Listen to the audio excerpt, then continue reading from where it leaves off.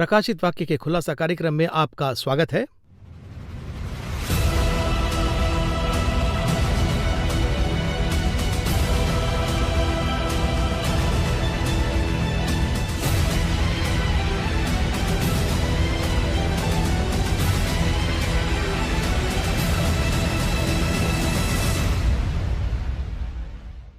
इस कार्यक्रम में ब्रदर एमडी जगन आए हैं।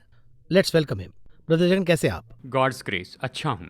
हमने पिछले एपिसोड में और आज के एपिसोड में भी रेवलेशन चैप्टर 4 को हमने पिछले एपिसोड में देखा, और आज के एपिसोड में हम रेवलेशन चैप्टर 5 को बहुत ही इंटरेस्टिंगली हेवन के बारे में हम बात करने की वजह से मैं जानबूझकर आपसे पूछ रहा हूं कि आप कैसे हैं। देखिए, यानी प्रकाशित वाक्य कहते ही ये एक डरावनी किताब इस तरह मन में आता है, ये सोचते हैं सब कुछ पढ़ेंगे, लेकिन इसे बस जितनी जल्दी पढ़ना चाहे या जितना दूर करना चाहे उतना कर देते हैं।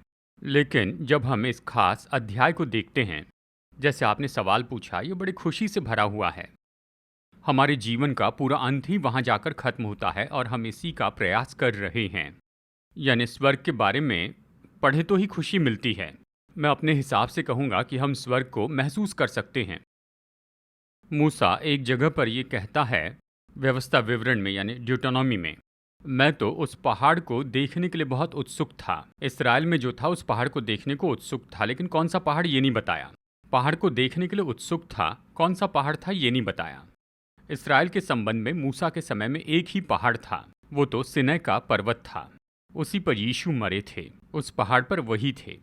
तो फिर उनके पास में एक इच्छा थी कि मैं बाद में यीशु से मिलने के लिए जाऊं, ऐसा कोई पहाड़ हो, उसे मैं अभी भी देखना चाहता हूं, ऐसा कहते हैं। He longs for it. जी हाँ, वैसे ही एक जगह है जहां पर अभी हम जाने वाले हैं, उसमें हम नित्य जीवन जीने वाले हैं, और उसे देखने की इच्छा तो हम सभी लोगों में है। पौलुस में भी थी, और हम देखते हैं कि उसने बताया था कि वो तो स्वर्गलोक में गया था।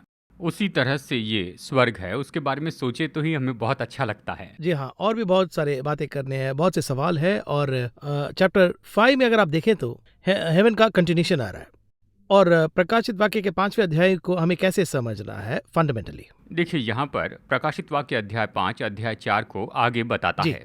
उसकी बनावट हमें दिखाता है। 24 प्राचीन, पिछली बार 24 प्राचीन को हमने देखा था, लेकिन वो 24 प्राचीन के बारे में हम ज्यादा कुछ समझा नहीं सके।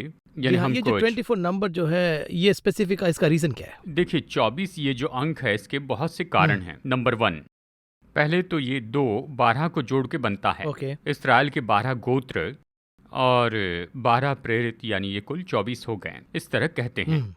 ये कहाँ है? अगर ये पूछा जाए तो नई यरूशलेम में इसके बारे में कहा गया। उसकी दीवारों पर इस्राएल के 12 गोत्रों के नाम लिखे गए हैं, और उसकी आधारशिला पर 12 प्रेरितों के नाम लिखे गए हैं, 12 12 24।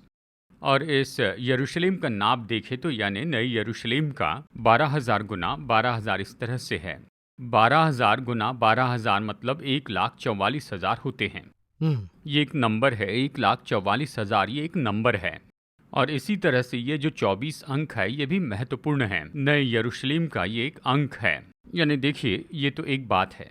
अब ये 24 किसे दर्शाते हैं ये पूछा जाए तो स्वर्ग में कैसा होता है? देखिए, जैसे धरती पर एक साम्राज्य होता है, उसके नीचे सब मंत्री बैठे होते हैं, यानी मंत्री होते हैं, सेनापति होते हैं। उसी तरह से स्वर्ग के राज्य में 24 प्राचीन होते हैं। अब ये 24 प्राचीन, अब इनका जो दर्शन है वो सच में किसे मिला होगा? 24 प्राचीनों का दर्शन किसे मिला होगा? आपको क्या लगता है? ये 24 एल्डर्स को किसने देखा, यही पूछ रहे हैं ना? 24 प्राचीनों का ये जो दर्शन है वो किसने देखा होगा? यहाँ पे जॉन को दिखा रहे हैं। इसके पहले किसी ने देखा था क्या? ये बहुत ही चकित करने वाली बात है। अपने साम्राज्य के चारों तरफ 24 प्राचीनों को खड़ा करने वाला केवल दाऊद था। दाऊद ने, जैसे पुराने नियम में लिखा है और हम इसे पढ़ते हैं, हम पढ़ते हैं कि उसने 24 लोगों को नियुक्त किया। उसके बाद सुलेमान के पास भी ये नहीं थे, दाऊद के पहले शाऊल के पास भी नहीं थे, ओनली डेविड ही कर रहे हैं। केवल दाऊद के पास थे। और हम सब जानते हैं दाऊद का साम्राज्य तो यीशु का साम्राज्य है। दाऊद का जो सिंहासन है उसके ऊपर कौन बैठने वाले? यीशु बैठने वाले हैं। यानी यीशु के लिए जो सिंहासन बनाया है उसे दाऊद ने बनाया है। तो ये रेवलेशन डेविड को तब हुआ था। दाऊद के पास तो बहुत भयानक प्रकाशन था। यरूशलेम का भवन जो है वो किसने बनाया है? सोलोमन ने बनाया था। लेकिन प्लान किसके पास था? डेविड का दिया हुआ प्लान। दाऊद के पास प्लान था। दाऊद को ही साम्राज्य का प्लान मिला था, दाऊद को भवन का भी प्लान मिला था। और भी कहा जाए तो सीक्रेट्स को रिवील कर रहे हैं डेविड को। जी हाँ, देखिए दाऊद ने भजन संहिता में बहुत सी भविष्यवाणियां की हैं। यीशु की मृत्यु और उसके साथ क्या होगा ये सब कुछ बताया है। यीशु मसीह की नई वाचा जो हम कहते हैं, यहाँ तक मलकीसदेक के बारे में बताता है। इस नई वाचा के बारे में जानने वाला केवल एक व्यक्ति था और वो था दाऊद। भजन 110 कहता है कि मलकीसदेक के जैसे ही ये एक महायाजक बना है। यानी देखिए क्या है, मलकीसदेक कौन था इसके बारे में गड़बड़ी में ना आए इसलिए मैं ये कह देता हूँ। राज्य अलग है, किंगडम अलग है और याजक पद अलग है, ये दोनों बिल्कुल अलग हैं। अब ये दोनों एक व्यक्ति में है तो वो है मलकीसदेक, यानी वो राजा भी है और याजक भी है, प्रीस्ट भी है।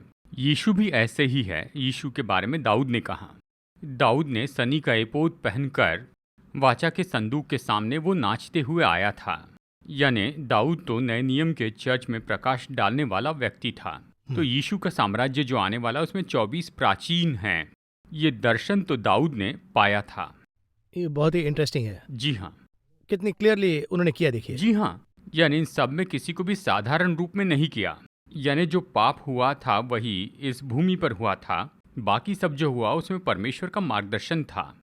इसलिए जब ये गलती करते हैं तो ये परमेश्वर से सहा नहीं जाता है। तुम्हारे पास इतना बड़ा दर्शन है तो फिर तुमने कैसे गलती की इस तरह से। इन्हें बहुत बड़ी सजा देते हैं। मूसा का दंड देखिए, उसे कनान देश में जाने ही नहीं दिया। दाऊद से कहा तूने ये सब कुछ छिप कर किया, वो खुले में करेंगे। तो हम प्रभु के जितने करीब होते जाते हैं उतनी हमारी उम्मीद भी ज्यादा होती जाती है। देखिए जब करीब जाते हैं तो परमेश्वर आप पर भरोसा रखने लगते हैं। उससे मिलने वाले आशीर्वाद के बारे में भी आपने कल्पना नहीं की होगी। और अगर गलती करते हैं तो मिलने वाला दंड भी कल्पना से बाहर है। इसका मतलब ये नहीं कि हम बिल्कुल करीब न जाएं। देखिए गलती करे तो दंड है, अगर गलती न करे तो वो हमें खजाना देंगे। जरा सोच के देखिए, स्वर्ग में 24 प्राचीन बैठे हैं, इसका दर्शन दाऊद ने पाया। 24 प्राचीन बैठे हैं। जिस दर्शन के बारे में हम कह रहे हैं कि यूहन्ना ने वो देखा, पहले उसे दाऊद ने देखा है। तो 24 प्राचीन की बनावट तो इस तरह से है। एक और बात है, यहाँ पर क्या कहा गया, अगर इस बात को देखते हैं हम जानते हैं। देखिए यहाँ पर वचन 9 और 10 में, क्योंकि तूने वध होकर अपने लहू से हर एक कुल और भाषा और लोग परमेश्वर के लिए मोल लिया और उन्हें हमारे परमेश्वर के लिए एक राज्य और याजक बनाया, वे पृथ्वी पर राज्य करते हैं। अब ये 24 प्राचीन कौन हैं? ये तो यीशु मसीह के बाद आए हुए लोग होंगे। उसने अपने लहू से उन्हें छुड़ाया, यानी यीशु के लहू बहाने के बाद की ये बात है। आना चाहिए था, स्वर्ग में आया होना चाहिए। और ये चुनने की क्रिया तो वहां पर यीशु के लहू के द्वारा होगी। तो ये नए नियम से लिए गए 24 प्राचीन हैं। इस तरह से ये कॉन्सेप्ट होता है। तो अब ये 24 प्राचीन जो हैं नए नियम के बाद आए होंगे, तो वो कौन हैं? इस तरह से बहुत से लोग अनुमान लगाते हैं। हम इस कल्पना को नहीं समझ सकते। ये लोग तो परमेश्वर ने चुने हुए हैं, चाहे ये प्रेरित हो या फिर जो कोई भी हो, इन्हें परमेश्वर ने चुना है। यानी वास्तविकता में देखा जाए तो ये तो यीशु की मृत्यु के बाद में ही आए हुए लोग हैं। यानी यही तो 24 प्राचीन के बारे में कही जाने वाली सबसे मुख्य बात है। आगे हम बात करेंगे, एक छोटा सा ब्रेक लेना है, बट इसमें लगातार अगर आप देखेंगे तो अंडरस्टैंड करने के लिए बहुत सारे डिटेल्स दिया गया है। इसे ब्रेक के बाद हम इसे कैसे समझेंगे उसे डिटेल में देखेंगे।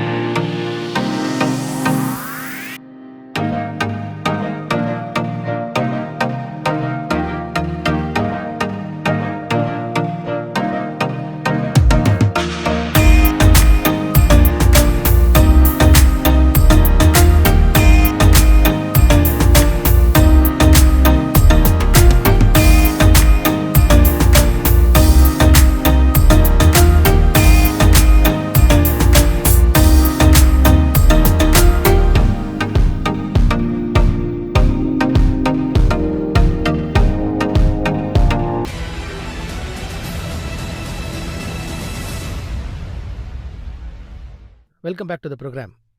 ये जो चैप्टर 5 रेवलेशन चैप्टर 5 वर्स 8 से एक और एंगल बाहर आ रहा है। 4 डिफरेंट क्रिएशंस लिखा है, इसे जरा एक्सप्लेन कीजिए। इन्हें 4 प्राणी इस तरह से कहते हैं। हमने अध्याय 4 में इन 4 प्राणियों के बारे में देखा है। सिंहासन के चारों ओर ये 4 प्राणी थे कहता है। अगर हम यहाँ पर गौर से सोचें तो स्वर्ग में बहुत ही अलग अलग ऐसे सृष्टि की गई हैं। स्वर्गदूत को देखिए, कुछ करूब हैं तो कुछ साराप हैं, यानी हर एक स्वर्गदूत को परमेश्वर ने अलग तरह से बनाया है। अगर हम यहाँ पर देखें तो परमेश्वर ने ये 4 प्राणी बनाए हैं। एक सिंह के जैसा, एक बछड़े के जैसा, तीसरा प्राणी मनुष्य के जैसा और चौथा उकाब के जैसा। देखिए वहाँ स्वर्ग में यानी भूमि की जो रचना है उससे वहाँ पर की जो रचना है पूरी तरह अलग है। स्वर्ग में पूरी तरह से अलग है, भूमि पर पूरी तरह से अलग है। ये सब बिल्कुल अलग हैं। अब देखिए स्वर्ग में और भूमि में हम यहाँ पर 4 मुख्य कॉन्सेप्ट इस तरह देखते हैं। यानी पशु के बारे में कॉन्सेप्ट है, बछड़ा वो भी पशु है, फिर कहिए उकाब है और फिर मनुष्य है। ये क्या है, ये क्यों है, अगर इसे अच्छे से देखें तो अब स्वर्ग में ये जो बनावट है यानी सिंहासन के 4 कोने में ये 4 प्राणी हैं। यही बात यहेजकेल की किताब अध्याय 1 में भी है। यहेजकेल ने भी यही दर्शन देखा। उसने जो देखा वो बहुत गहरी बात है, कुछ बातें बहुत ही गहरी हैं।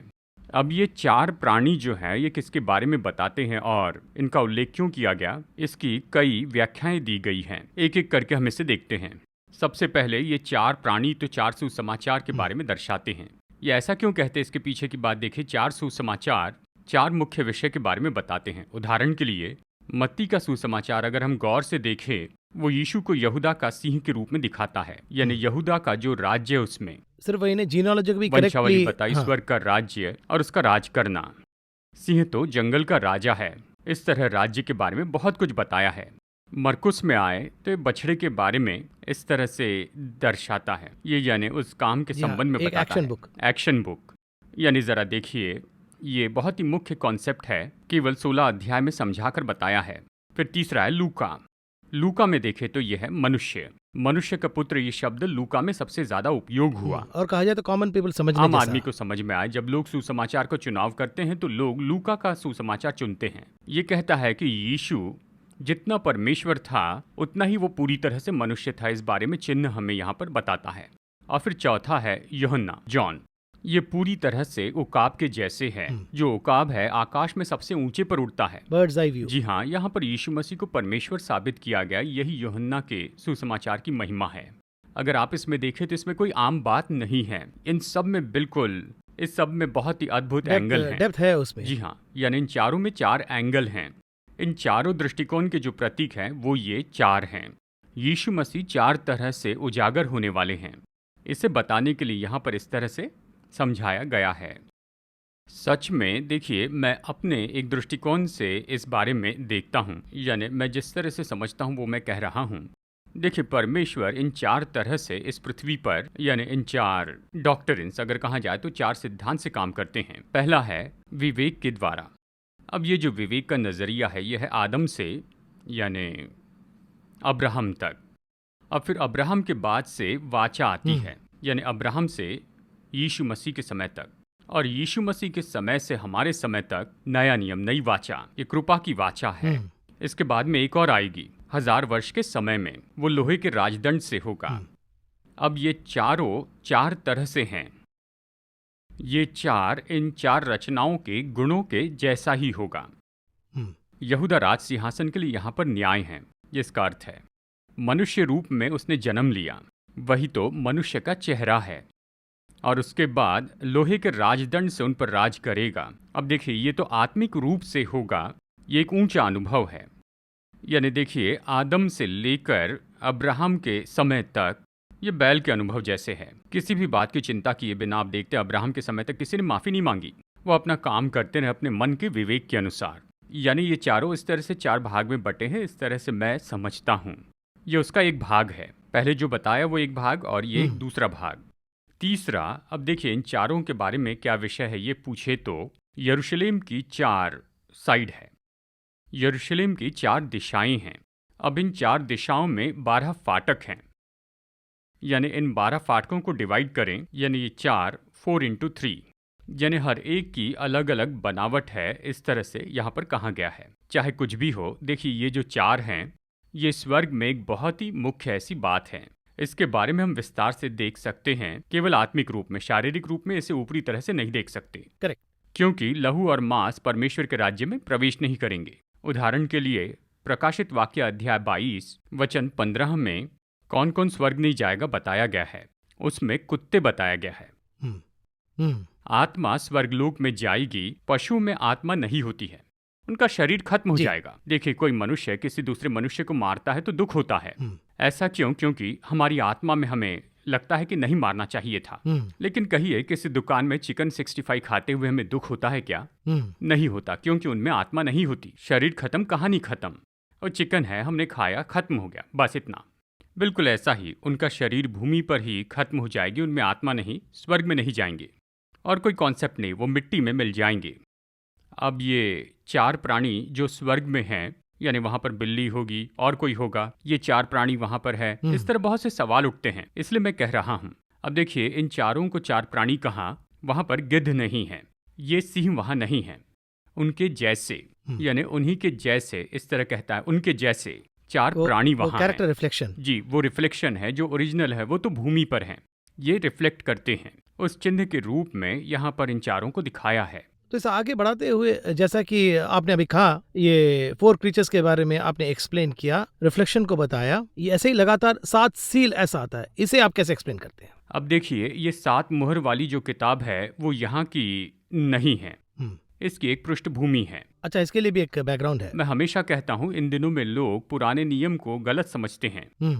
पुराना नियम बाइबल का एक हिस्सा है, नया नियम बाइबल का एक और हिस्सा है। यहूदियों के पास पुराना नियम था, हमें नया नियम दिया गया है। हमें ये दोनों एक साथ देते हैं, दोनों को मिला के होती है होली बाइबल, फुल बाइबल। आज देखिए, बहुत से लोग यहूदियों की गलती को पढ़कर उसे ऐसे ही छोड़ देते हैं।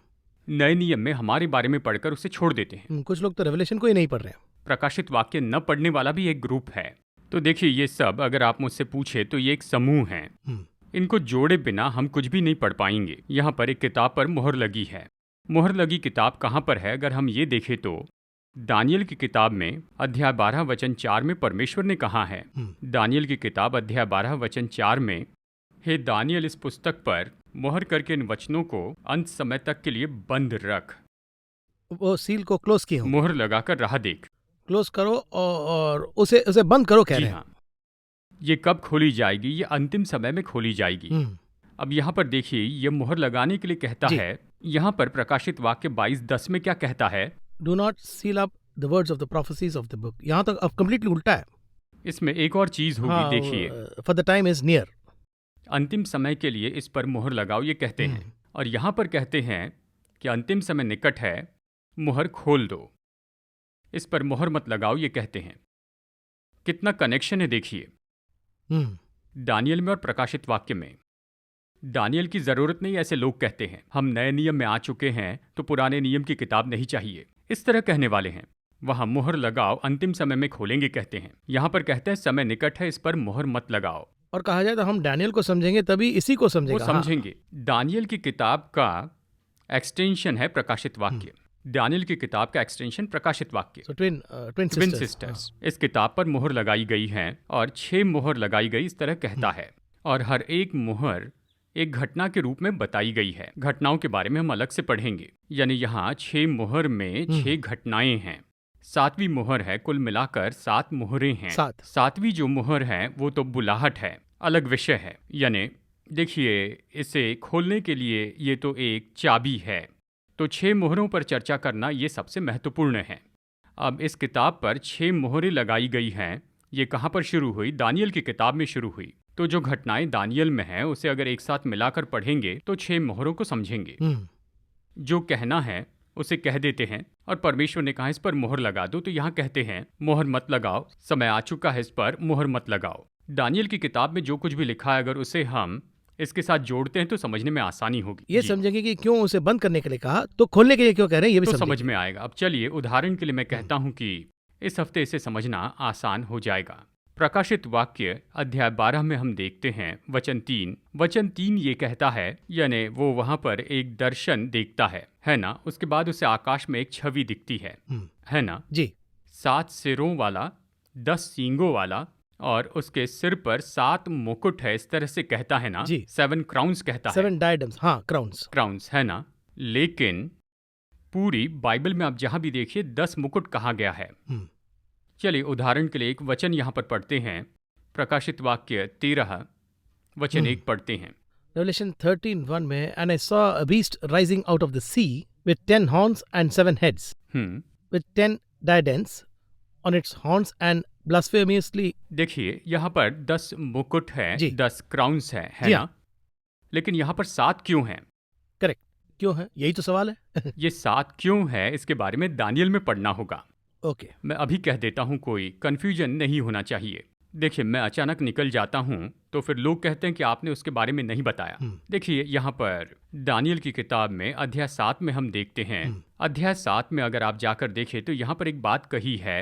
दानियल की किताब अध्याय 7 वचन 7 देखिए। फिर इसके बाद मैंने स्वप्न में दृष्टि की और देखा कि चौथा जंतु जो भयंकर और डरावना और बहुत सामर्थी है, उसके बड़े बड़े लोहे के दांत हैं, वो सब कुछ खा डालता है और चूर चूर करता है, और जो कुछ बच जाता है उसे पैरों से रौंदता है। वो सब पहले जंतुओं से भिन्न हैं और उसके 10 सिंग हैं।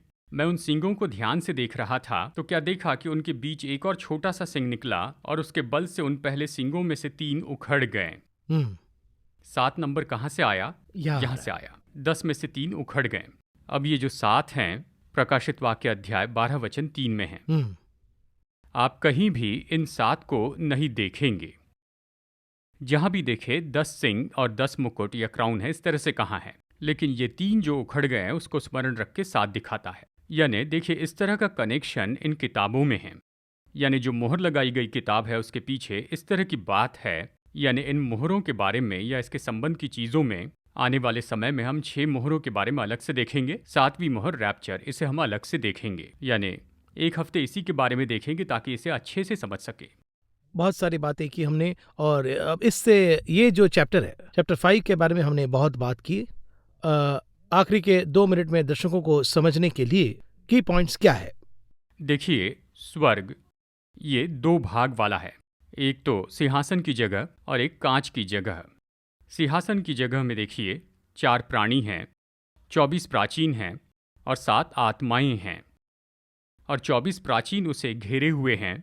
और जैसे सब मानते हैं कि परमेश्वर ने अपने लिए भूमि के इन 24 को चुन लिया है, ऐसा भी हम कह सकते हैं।